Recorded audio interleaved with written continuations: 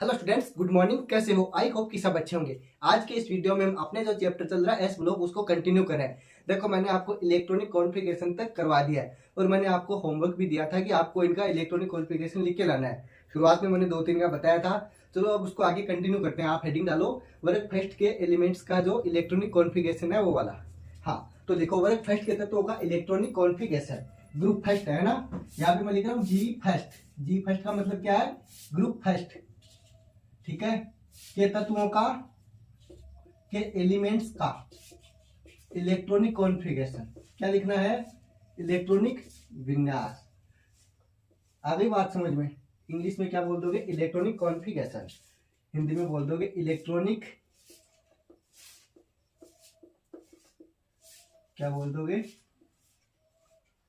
Configuration का मतलब होता है अभिविन्यास। इलेक्ट्रॉनिक अभिविन्यास लिखना आपको। इलेक्ट्रॉनिक अभिविन्यास का दूसरा नाम क्या है? विन्यास भी बोल सकते हो, तो इलेक्ट्रॉनिक विन्यास ही बोल दो डायरेक्ट। ठीक है, विन्यास। हिंदी में क्या बोल दिया? इलेक्ट्रॉनिक विन्यास। अब देखो, इसका नाम आपको पता है, जैसे हाइड्रोजन हो गया, लिथियम हो गया, सोडियम हो गया ना। इसकी ट्रिक भी मैंने बताई थी। क्या? हे ली ना कहा रूबी सजी फिरे। ठीक है, हेलिना कहाँ रूबी सजी फिरे। यहाँ तक बात समझ में आ गई। इसका एटॉमिक नंबर क्या था? 1। उसके बाद में मैंने आपको एक ट्रिक और बताई थी। देखो क्या थी ट्रिक? क्या मतलब? वो बेसिकली जब हम कक्षक में इलेक्ट्रॉन भरते हैं ना, तो उसका फॉर्मूला होता है, तो 2n² होता है, उसे निकालते हैं। 2 8 8 फिर 18 फिर 18 फिर 32, ऐसे आप चलते चलते हो तो 32 तक हमारे जो 118 है ना परमाणु, सॉरी एलिमेंट्स, वहां तक कंप्लीट हो जाता है। तो ऐसे इस फॉर्म में बढ़ते हैं 2 8 8 18 18, ऐसे मतलब कंटिन्यू। तो 1 में 2 ऐड कर दोगे तो कितना हो जाएगा? 3। 3 में फिर 8 ऐड कर दोगे तो 11, फिर वापस 8 ऐड कर दोगे तो 19, ऐसे फिर 18 ऐड करोगे तो कितना हो जाएगा? 37। फिर इसमें वापस 37 में ऐड करोगे तो कितना हो जाएगा? कितना? 55। और उसके बाद में लास्ट में ऐड कर दोगे इसमें तो कितना हो जाएगा? 87। 32 ऐड करोगे तो यहाँ तक आपके समझ में आ गया ना। अब इसका कॉन्फ़िगरेशन लिखना बहुत ही इजी है। कैसे? देखो, एस इलेक्ट्रॉन जो एस कक्षक होता है उसमें मैक्सिमम नंबर ऑफ इलेक्ट्रॉन कितने बच सकते हैं? हम 2। तो आगे बात समझो, पी में कितने? 6, ऐसे ही डी में 10 और एफ में कितने? 14, है ना। ये मैंने सारी बातें बता दी है। तो इसमें क्या आ जाएगा आपने? 1s1। ये एन होता है, इधर होता है ये वाला, है ना। ये बात आपको पहले ही पता है। तो इसका इलेक्ट्रॉनिक विन्यास क्या होगा? जनरल NS1, है ना, फर्स्ट ग्रुप का। आगे देखो ये लिथियम है, तो फर्स्ट तो हो गया 1s1 और आगे क्या हो जाएगा? 2s1, सॉरी 1s2 हो जाएगा, है ना, और ये हो जाएगा 2s1। यहां तक समझ में आ गई बात आपकी। अब ये है कौन सा? एन है, मतलब सोडियम। इसमें कैसे लिखोगे? देखो 1s2 तो ऐसे का ऐसा, 2s2 भी ऐसे का ऐसा। अब उसके बाद में क्या आ जाता है? अपने P आ जाता है। P में मैक्सिमम कितने भर सकते हैं हम? 6। तो ये क्या हो जाएगा? 2p6। उसके बाद में भी अपने बच गया, क्यों? देखो 10 में है ना अभी तक। इसका एटॉमिक नंबर कितना है? 11 है। तो यहाँ पे क्या हो जाएगा? 3s1। क्या हो जाएगा बच्चों? 3s1। अब देखो सबसे इंपॉर्टेंट बात, इसको एक तो आप ऐसे लिख सकते हो, दूसरा क्या लिख सकते हो? नियोन, है ना। यहाँ तक, कहाँ तक? 2p6 तक। ये क्या हो गया? आपने नियोन हो गया, तो ब्रैकेट में नियोन लिख के, क्योंकि उत्कृष्ट गैस है, तो उसके आगे क्या हो जाएगा? 3s1। तो आप इसको ऐसे भी लिख सकते हो। इसको मतलब इतना बड़ा नहीं लिखना पड़े, इसलिए आप क्या लिख देते हो यहाँ पे? ऐसे नियोन का लिख दोगे। इसका मतलब होता है एक तरीका है ये लिखने का। और लास्ट में क्या बच गया? 3s1। अब देखो छोटा सा लिख दिया ना, इससे काम चल गया। आगे बात समझ में। ऐसे ही हमारे पास में जैसे पोटेशियम है, इसका कैसे लिख दोगे? 1s2 2s2, यहाँ तक तो चलते चलोगे। दोनों तरीकों से बता देता हूँ। 1s2 2s2 2p6, उसके बाद में 3s2 से वापस स्टार्ट हो जाएगा ना।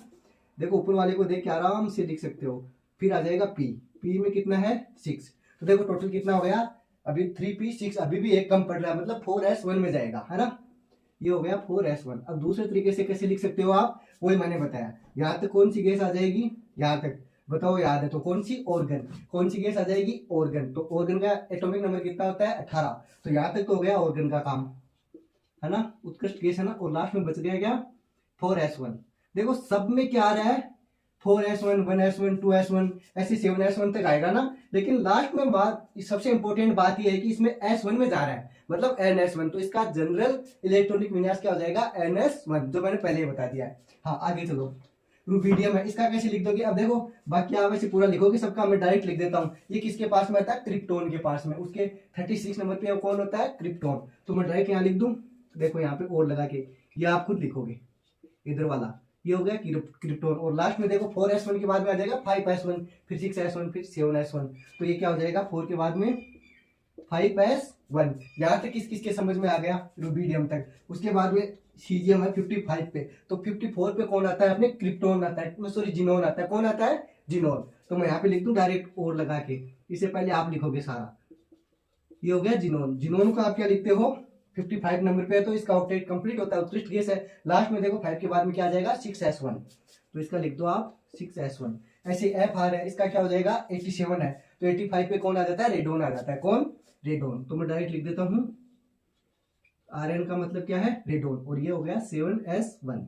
यहाँ तक समझ में आ गया तो आप स्क्रीनशॉट लो, उसके बाद में आगे चलते हैं। चलो मैं 2-3 बातें और लिख देता हूँ यहीं पे। तो इनका जो बाह्यतम इलेक्ट्रॉन विन्यास है, मतलब बाह्यतम कक्षक का, उसमें क्या आ रहा है 1s1। तो सीधा सा मतलब 2s1, 3s1, 4s1 ऐसे 7s1 तक, मतलब ns1 आता है इसके बाह्य कक्षक में, है ना। बाह्यतम जो विन्यास है या सामान्य इलेक्ट्रॉनिक विन्यास है वो क्या हो गया, ns1। तो यहाँ पे इंपोर्टेंट लाइन क्या लिखवा दूंगा, इसका आप स्क्रीनशॉट लेना। इनका बाह्यतम विन्यास या फिर सामान्य इलेक्ट्रॉनिक विन्यास, जनरल, है ना, सामान्य इलेक्ट्रॉनिक विन्यास कॉन्फ़िगरेशन क्या हो गया, ns1। बहुत ही इंपॉर्टेंट लाइन है, डायरेक्ट आ जाता है। अब सबसे इंपॉर्टेंट बात यहीं पे दूसरी और बता देता हूं, इसके बाह्यतम कोश में एक इलेक्ट्रॉन है। इसका मतलब ये उस एक इलेक्ट्रॉन को त्याग कर क्या बना लेता है, धनायन बना लेता है। धनायन मतलब उसको आप किससे रिप्रेजेंट कर सकते हो, M+ से।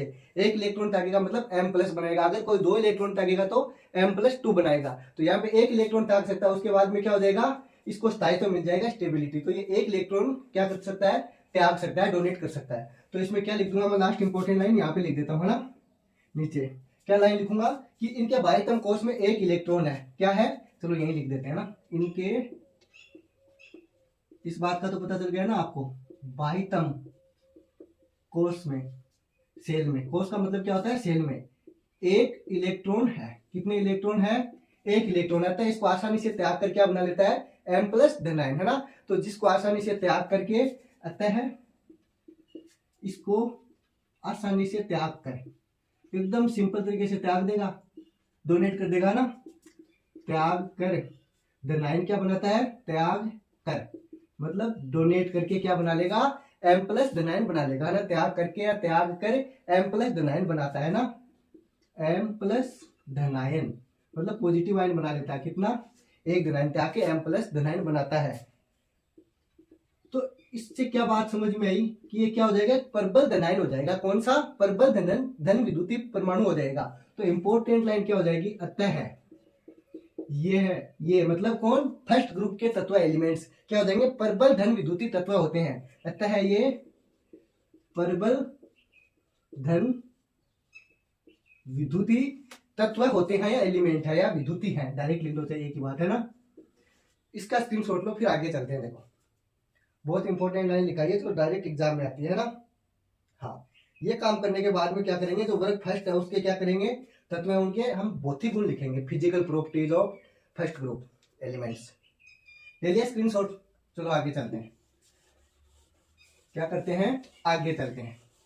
आगे चल के क्या लिखेंगे, इनका जो भौतिक प्रॉपर्टीज है ना, भौतिक गुण, इनके बारे में बात करेंगे।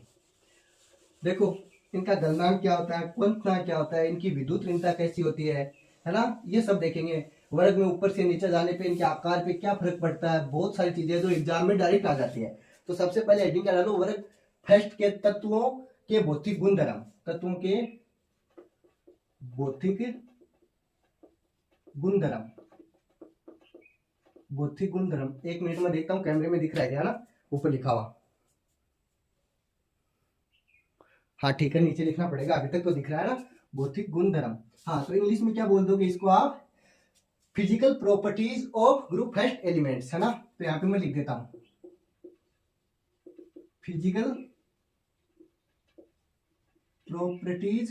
Physical properties of group first elements. सीधी सी बात है, एकदम सिंपल सा है, एलिमेंट्स, मेंट्स। अब देखो क्या करेंगे, जैसे इसकी परमाणु त्रिज्या है या आयनिक त्रिज्या है, उस पर क्या फर्क पड़ेगा। जब भी हम वर्ग में ऊपर से नीचे जाएंगे तो इनमें कोषों की संख्या में क्या होगी, वृद्धि होगी। अगर कोषों की संख्या में वृद्धि होगी तो सीधी सी बात है इनमें परमाणु त्रिज्या वो भी क्या हो जाएगी, बढ़ जाएगी। आगे बात समझ में, अगर परमाणु त्रिज्या बढ़ जाएगी तो सीधी सी बात है उनका जो नाभिक की अट्रैक्शन है, जेड इफेक्ट है ना, तो वो क्या होगा, परमाणु नाभिक का जो प्रभाव होता है ना, जेड इफेक्ट, वो क्या हो जाएगा, बढ़ जाएगा। क्या हो जाएगा, बढ़ जाएगा, सॉरी घट जाएगा, क्योंकि दूर जाएंगे तो क्या हो जाएगा, घट जाएगा। जितने पास में होंगे उतना क्या होगा, बढ़ेगा। तो सीधा सा मतलब ये होगा कि इनकी आयनिक त्रिज्या और परमाणु की त्रिज्या है उस पर क्या प्रभाव पड़ेगा, वो बढ़ जाएगी। कैसे बढ़ेगी, देखो सबसे पहला क्या, पहली प्रॉपर्टी क्या होगी, परमाणु त्रिज्या और आयनिक त्रिज्या एवं आयनिक त्रिज्या, atomic radius and ionic radius, heading डालो है ना, इसको क्या बोल दोगे, एटॉमिक एंड आयनिक रेडियस। बहुत सिंपल है एकदम, साथ साथ में लिखते चलो, मतलब आपको ये याद ही करने होंगे ये सारे के सारे फैक्ट हो। अगर आप इसकी जैसे आउट आने वाला चैप्टर पढ़ लोगे ना, उसके बाद तो और भी इजी हो जाएगा, ठीक है। हाँ, तो अब देखो एटॉमिक रेडियस और आयनिक रेडियस क्या फर्क पड़ेगा, वर्ग में ऊपर से नीचे जाने पे बढ़ जाएगी। तो सीधी सी बात है, मैं लिख दूं वर्ग में ऊपर से नीचे जाने पर, यहां लिख रहा हूं ना, वर्ग फर्स्ट में ऊपर से नीचे की ओर जाने पर, है ना, नीचे जाने पर, नीचे जाने पर कोषों की संख्या में क्या होगी, वृद्धि होगी। कोषों की संख्या में वृद्धि होगी तो क्या हो जाएगा, एटॉमिक त्रिज्या भी क्या हो जाएगी, बढ़ जाएगी। कोषों की संख्या में वृद्धि होगी, अगर कोषों की संख्या में वृद्धि होगी तो इनकी परमाणु त्रिज्या में भी क्या होगी, वृद्धि होगी, है ना, वृद्धि होगी। अतः परमाणु त्रिज्या भी क्या होगी, बढ़ जाएगी। अतः इनकी परमाणु त्रिज्या, एटॉमिक रेडियस भी क्या हो जाएगी, बढ़ जाएगी। परमाणु त्रिज्या भी बढ़ जाएगी या इंक्रीज हो जाएगी, क्या हो जाएगी, इंक्रीज हो जाएगी। तो अब ऑर्डर पूछेगा आपको, सीधा सा मतलब ये हुआ, तो आप परमाणु त्रिज्या का बढ़ता क्रम क्या लिखोगे, हेलिना, कहा, रूबी, सजी, आर नहीं आएगा क्योंकि वो तो क्या रेडियो एक्टिव है।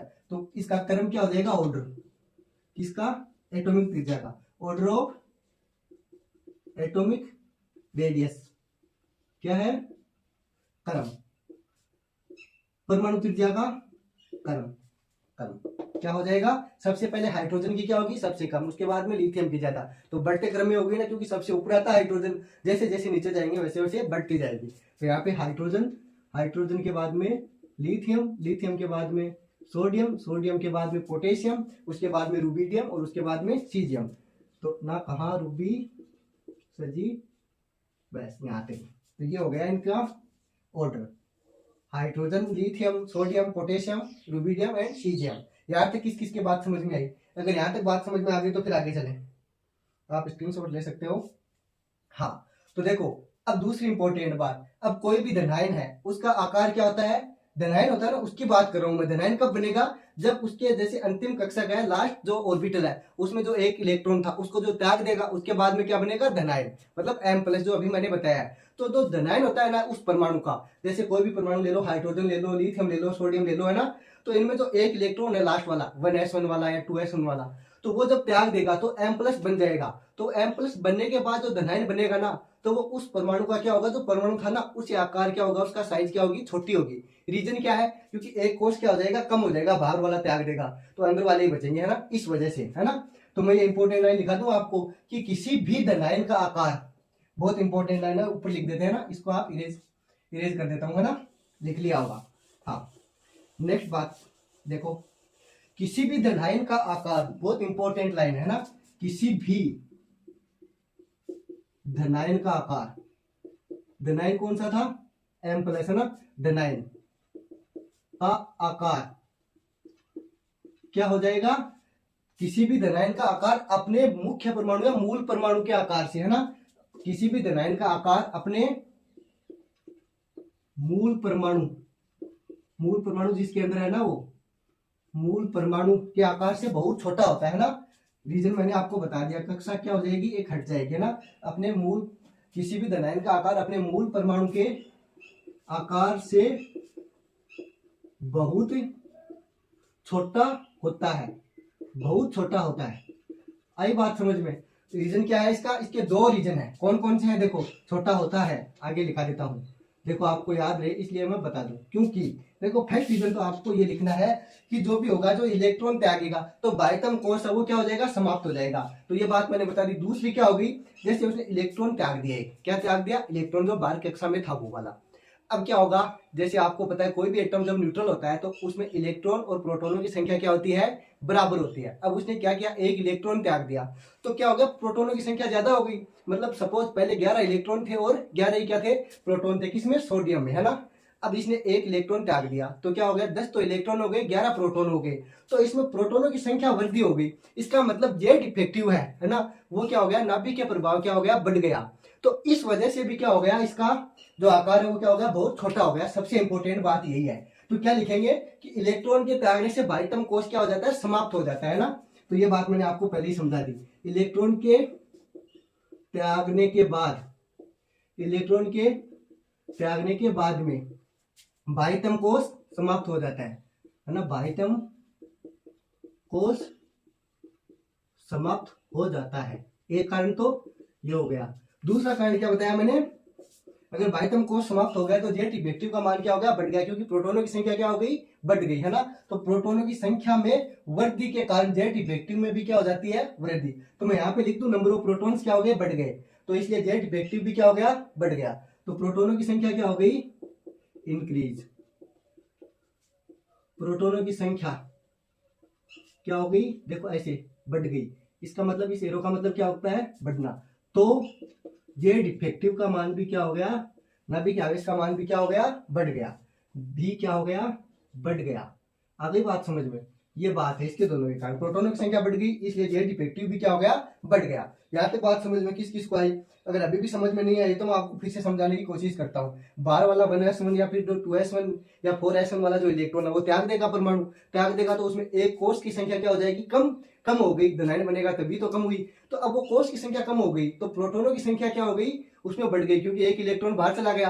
अब इलेक्ट्रॉन बाहर चला गया तो उसमें प्रोटॉनों की संख्या बढ़ी, प्रोटॉनों की संख्या बढ़ने से क्या हो गया, जेड इफेक्टिव बढ़ गया। जेड इफेक्टिव बढ़ गया तो वो अपनी ओर आकर्षण क्या करेगा, ज्यादा करेगा, ज्यादा करेगा तो उसमें क्या हो जाएगा, आयन का आकार छोटा हो जाएगा। बस यही रीजन है।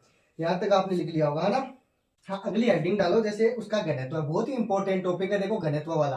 क्योंकि देखो घनत्व है ना, इसमें बाकी तो सब सेम टू सेम है, लेकिन एक सोडियम और पोटेशियम वाला ना, Na और K वाला, इसमें डिफरेंस आ जाता है। कैसे डिफरेंस आ जाता है, देखो जैसे कि इसमें बढ़ना चाहिए वर्ग फर्स्ट होता है, उसमें क्या होता है, जब ऊपर से नीचे जाएंगे तो द्रव्यमान में क्या होगी, वृद्धि होगी। अगर द्रव्यमान में वृद्धि हो रही है तो सीधा सा मतलब उसके आकार में वृद्धि हुई है, तभी क्या हो रहा है, द्रव्यमान में वृद्धि हुई है। क्योंकि देखो हमने अभी पीछे वाले में देखा कि जब ऊपर से नीचे जाते हैं तो परमाणु आकार में क्या होती है, वृद्धि होती है। तो आकार में वृद्धि होगी मतलब द्रव्यमान में वृद्धि होगी।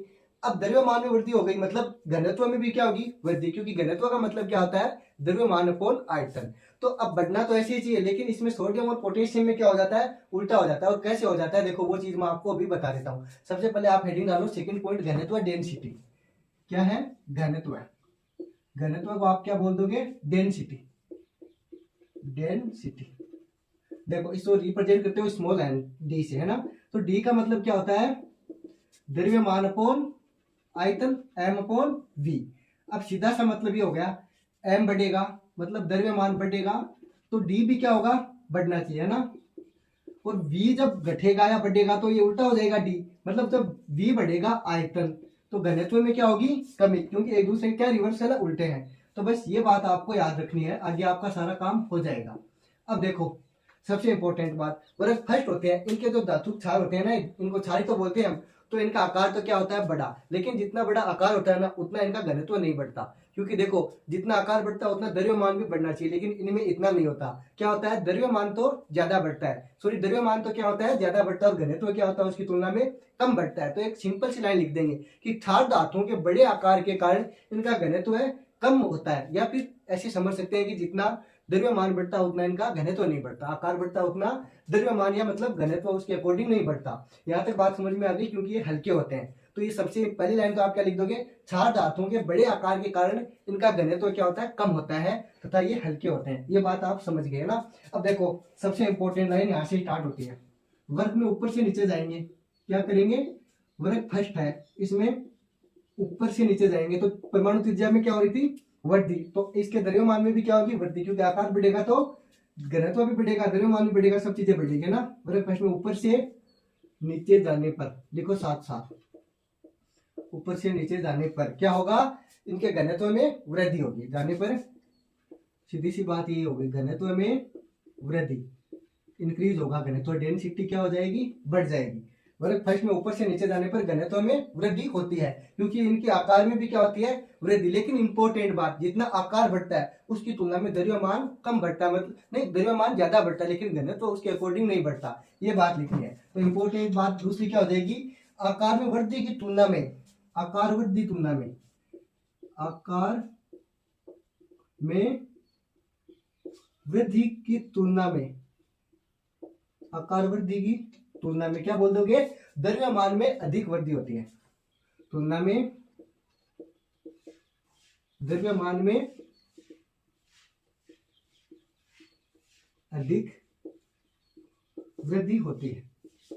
आगे बात समझ, मतलब आकार में वृद्धि होता है उससे ज्यादा द्रव्यमान वृद्धि हो जाता है। सपोज आकार इतना बढ़ रहा है, मतलब थोड़ा सा 1 पॉइंट बढ़ रहा है, तो द्रव्यमान क्या हो जाएगा, उसे डबल ट्रिपल कितना भी बढ़ जाए लेकिन ज्यादा बढ़ेगा, है ना, आकार की तुलना में द्रव्यमान अधिक बढ़ेगा, है ना। ये बात समझ में आ गई आप लोगों को, है ना। अब सबसे इंपॉर्टेंट बात आती है अपने क्या, अपने के और एन ए के बीच में। तो इनका जो घनत्व का क्रम है वो होना चाहिए, वैसे नहीं होता।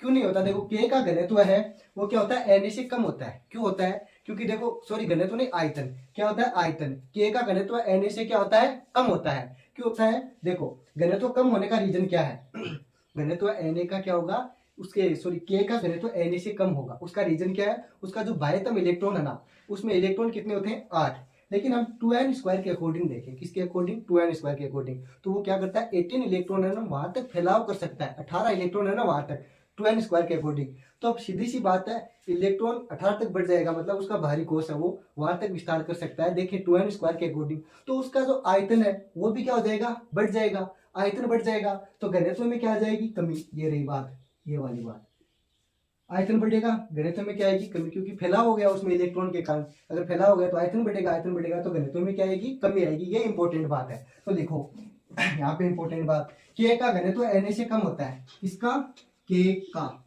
इंपॉर्टेंट बात है, के का घनत्व डेंसिटी किससे कम होता है, एन ए से कम।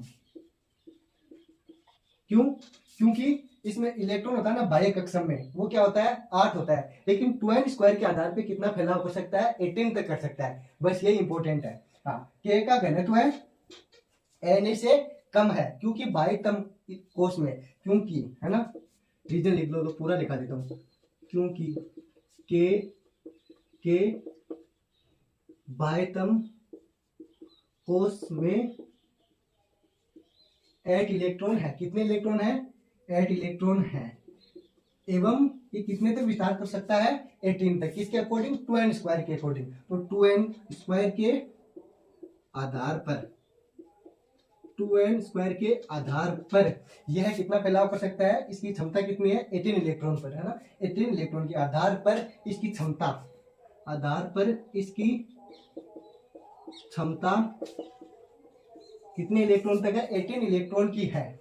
आगे बात समझ में, 18 इलेक्ट्रॉन की है, तो क्या बोल दोगे, इलेक्ट्रॉन के कारण, 18 इलेक्ट्रॉन की है तो इलेक्ट्रॉन के फैलाव के कारण, है ना, कि है तो इलेक्ट्रॉन के विस्तार या फैलाव के कारण।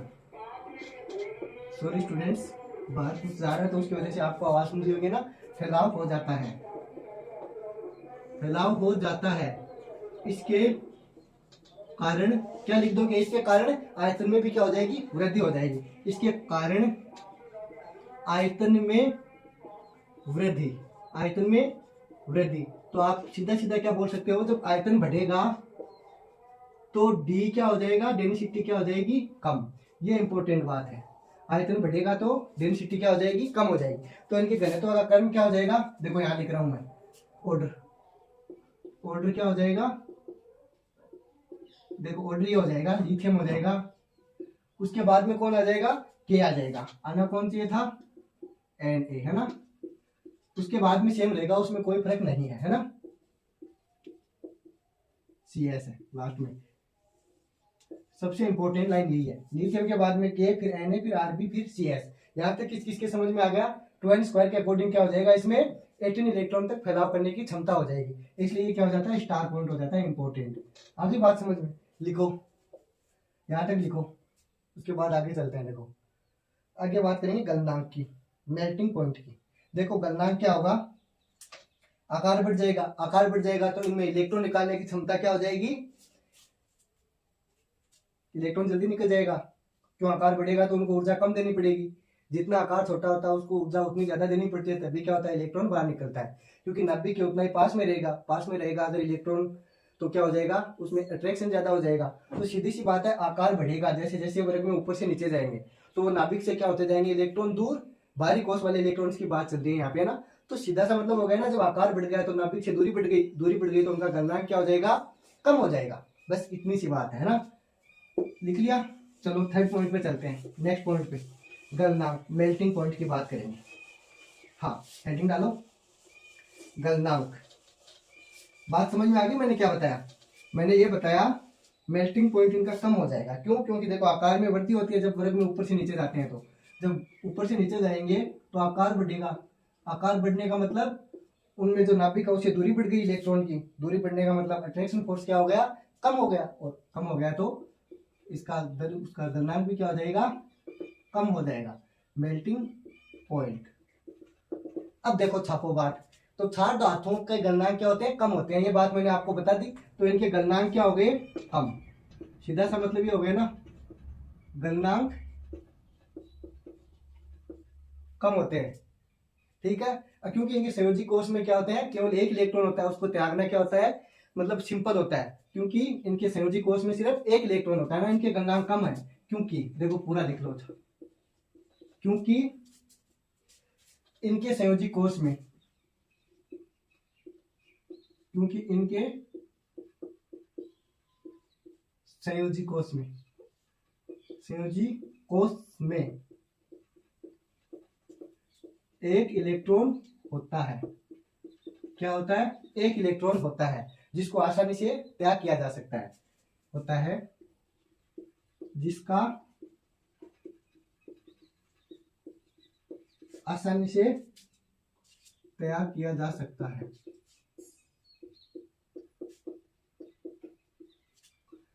आसानी से त्याग किया जा सकता है। अतः इनको देखो, एक बात बताओ, धात्विक बल तो क्या होता है, इसमें बढ़ता है, धात्विक गुण तो बढ़ता है जब ऊपर से नीचे जाते हैं। लेकिन धात्विक बंध है वो क्या होते हैं, इसमें दुर्बल प्रकृति के पाए जाते हैं। किसमें, इसमें तो वर्ग फर्स्ट होता है इसके अंदर, क्योंकि इनमें दुर्बल धात्विक बंध पाए जाते हैं, इसलिए क्या हो जाएगा, इलेक्ट्रॉन है वो जल्दी बाहर निकल जाएंगे, है ना। तो सबसे इंपॉर्टेंट बात यही हो जाएगी, इनमें दुर्बल धात्विक बंध होते हैं, है ना, दुर्बल धात्विक बंध पाए जाते हैं, दुर्बल धात्विक बंध पाए जाते हैं।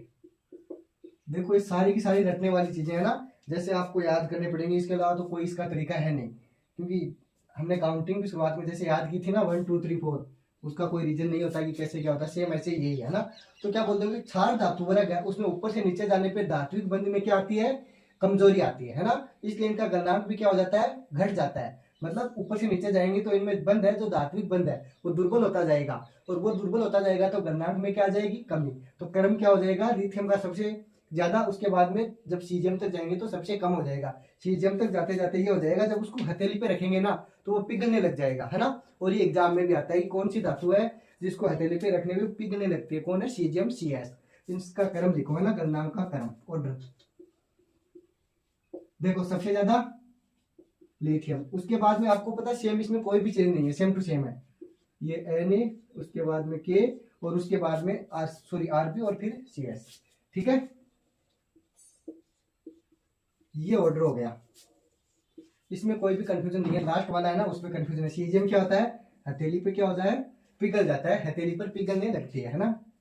बहुत ही कम ऊर्जा देने से क्या होता है, पिघलने लगता है। हथेली पर अपने हाथ पे रखेंगे तो एनर्जी यहाँ से लेगा, एब्जॉर्ब करेगा, और क्या हो जाएगा, पिघलने लग जाएगा। हथेली पर पिघलने लगता है या लगती है। अभी बात समझ में, यहाँ तक किस किस के समझ में आई। उसके बाद में एक बात और कर लेते हैं, आयनन एंथैल्पी की। किसकी, आयनन एंथैल्पी की। इसको आप नोट करो, फिर चलते हैं देखो आगे। आयनन enthalpy, ionization energy, ionization enthalpy क्या होती है। देखो क्षार धातुओं की आयनन एंथैल्पी क्या होती है, देखो सबसे कम होती है। क्यों होती है, उसका रीजन क्या है, एक इलेक्ट्रॉन होता है उसमें, बाहरी कोश में ना, सिर्फ उसको त्याग के वो क्या कर लेती है, उत्कृष्ट गैस है ना उसका विन्यास ग्रहण कर लेती है। बस यही बात है। आगे बात समझ में, चलो लिखो।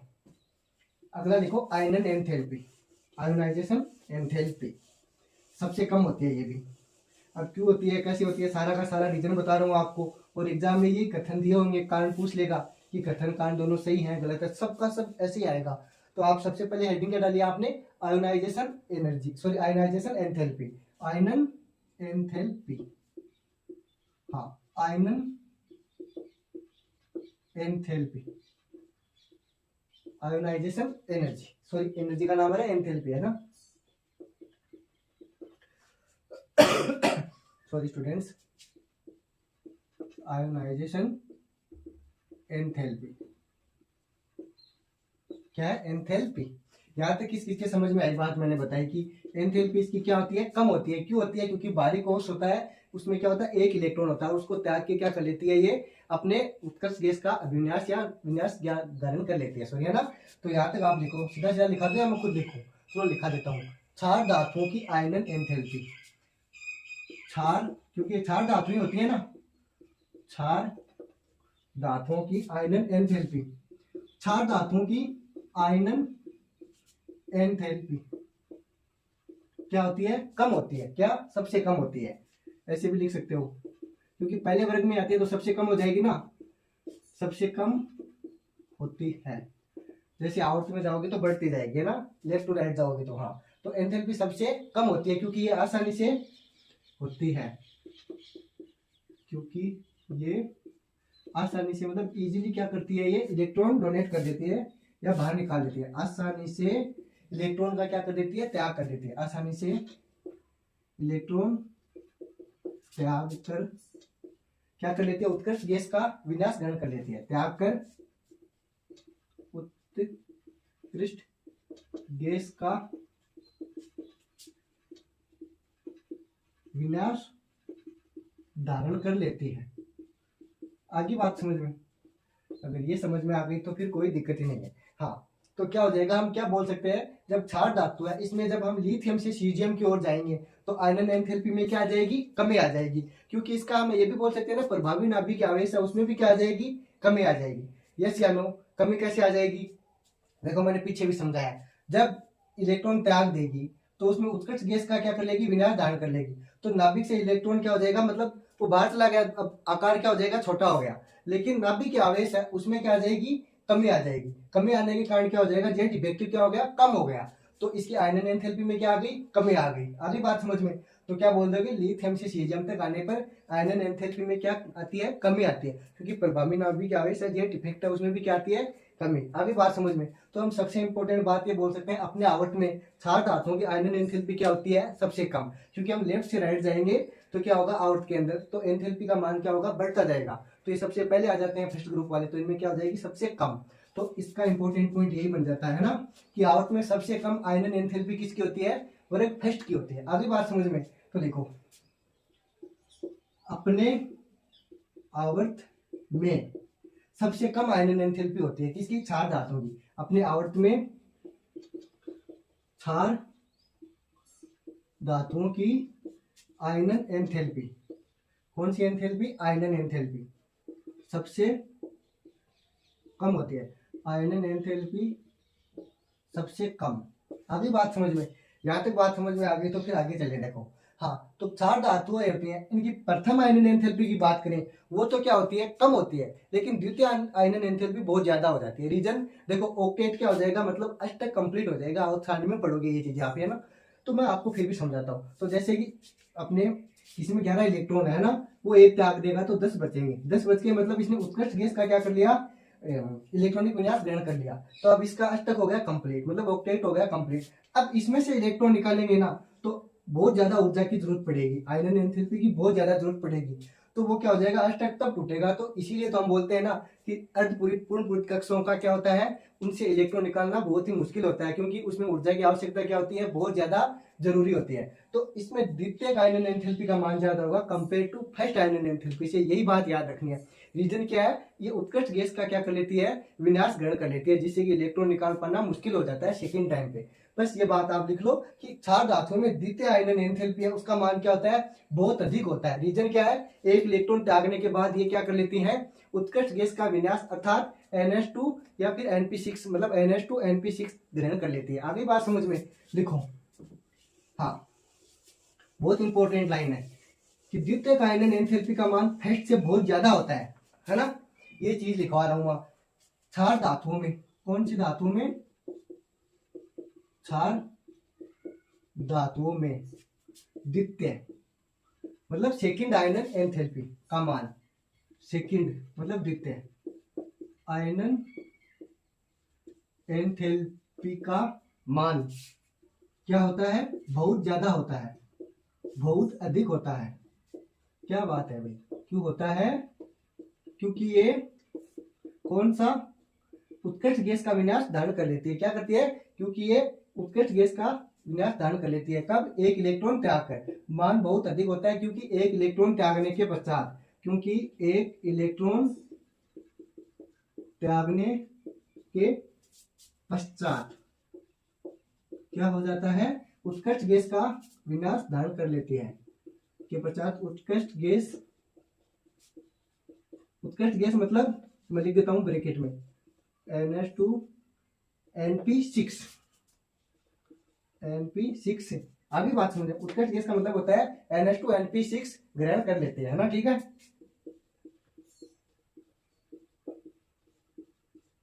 यहां तक किस किस की समझ में आ गई बात। अगर यहां तक समझ में आ गई तो उसके बाद में कोई दिक्कत ही नहीं है ना। अगर ये ग्रहण कर लेगी तो इनमें जेट इफेक्ट का मान क्या हो जाएगा, बढ़ जाएगा, है ना। अतः है अब जेट इफेक्ट का मान क्या हो जाएगा, बढ़ जाएगा। अगर जेट इफेक्ट का मान बढ़ गया तो क्या हो जाएगा, आयनन एंथैल्पी का मान भी क्या हो जाएगा, बढ़ जाएगा। अगली बात समझ में, जेट इफेक्ट का मान बढ़ गया, अतः सेकंड आयनन एंथैल्पी, शॉर्टकट में लिख देते हैं ना, आयनाइजेशन एनर्जी या एंथैल्पी क्या हो जाएगी, इंक्रीज। अगली बात समझ में, बहुत इंपॉर्टेंट लाइन है। यहां तक समझ में आ गया। उसके बाद में देखो अपने अगला परीक्षण ज्वाला परीक्षण है, ये सब हम अगले वीडियो में पढ़ेंगे। तो यहाँ तक हमारे भौतिक गुण जैसे आयनन एंथैल्पी है यहाँ तक कंप्लीट हो जाते हैं। उसके बाद में कल नेक्स्ट वीडियो में कंटिन्यू करेंगे आगे। अब आप पढ़ते रहो, मस्त रहो। अगर कुछ भी डाउट है तो वीडियो के नीचे कमेंट करके आप हमें पूछ सकते हो। और हाँ, अगर आपको जैसे कि कोई भी सब्जेक्ट में किसी में भी जैसे दिक्कत हो तो आप कमेंट तो कर ही सकते हो। उसके बाद में हमारे व्हाट्सएप नंबर भी दिए हुए हैं, टेलीग्राम भी दिया हुआ है, वहां भी आप हमें पूछ सकते हो। और इसके नोट्स मैंने आपको बताई दिए हैं, हमारा टेलीग्राम ग्रुप है उसमें मिल जाएंगे। सो मिलते हैं कल एक और नए टॉपिक के साथ में, इसको कंटिन्यू करेंगे। So thanks for watching, thank you.